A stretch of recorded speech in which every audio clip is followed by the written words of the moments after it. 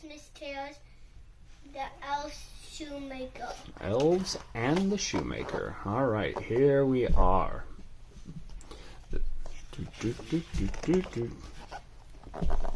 Once upon a time, long ago, there lived a shoemaker.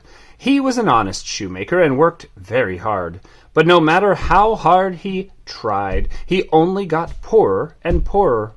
One day he had nothing left but a bit of leather, just enough for a pair of shoes. That night, before going to bed, he cut the leather into pieces. He would use the leather the next day to make his last pair of shoes.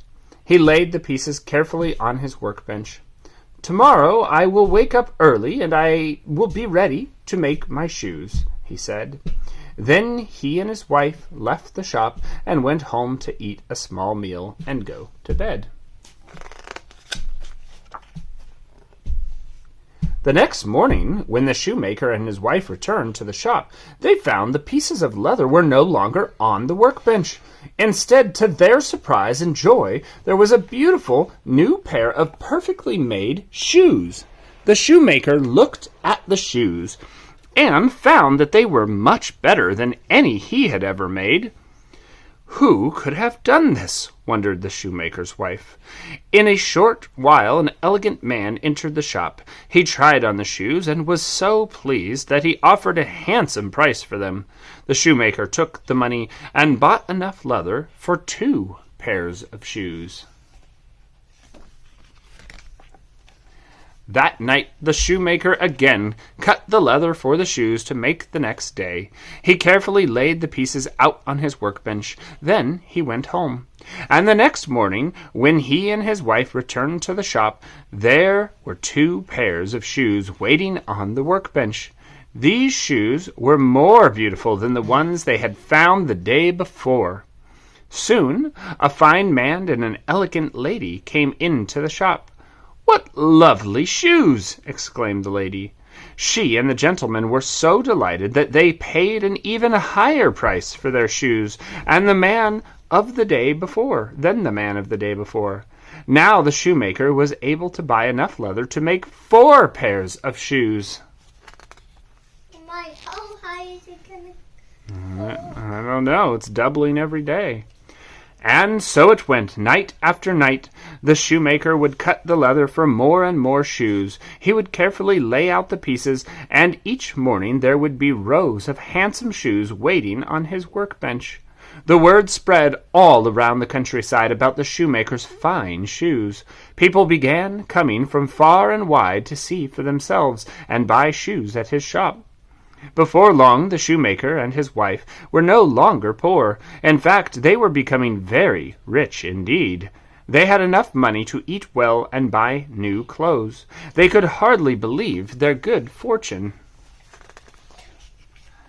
Then, one evening, a few weeks before Christmas, the shoemaker said to his wife, "How I would like to know who is making such fine shoes for us. Let's stay awake tonight and find out." "An excellent idea," said his wife. "I would love to know who has been helping us all these nights." So the shoemaker and his wife went to the shop that very night. They took a candle and set it on the table near his workbench.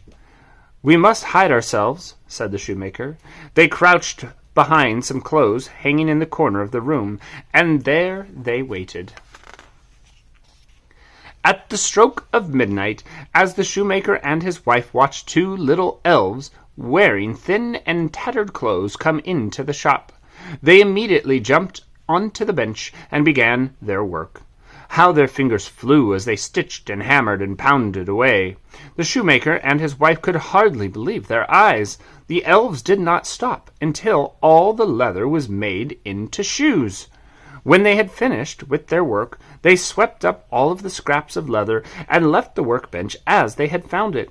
Then, in a twinkling, they jumped down and scurried out of the shop. The very next morning, the shoemaker's wife said, "Those 2 little elves have done so much for us. We should make a gift for them to show our thanks.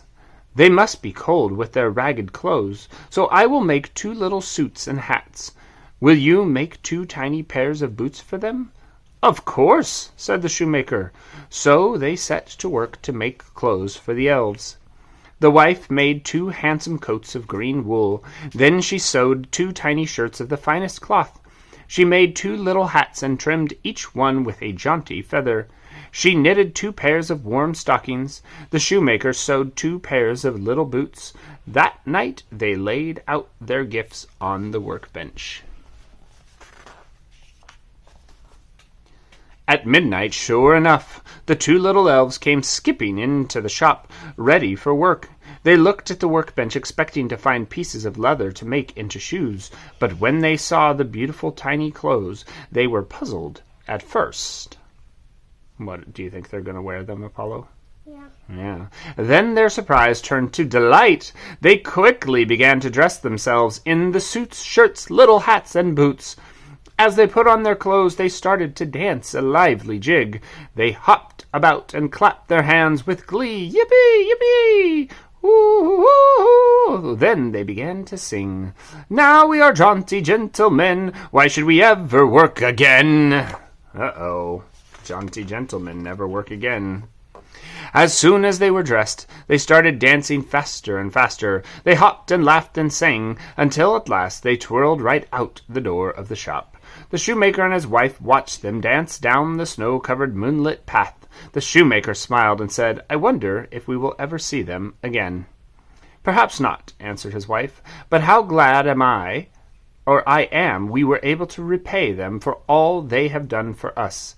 This is our happiest Christmas ever." The shoemaker and his wife never did see the 2 little elves again. From that day on, though, the 2 of them had very good luck in all that they did, and they never forgot those who had helped them when they needed it most. The 2 little elves. Do you want help from 2 little elves, Apollo? No? Maybe you could be an elf.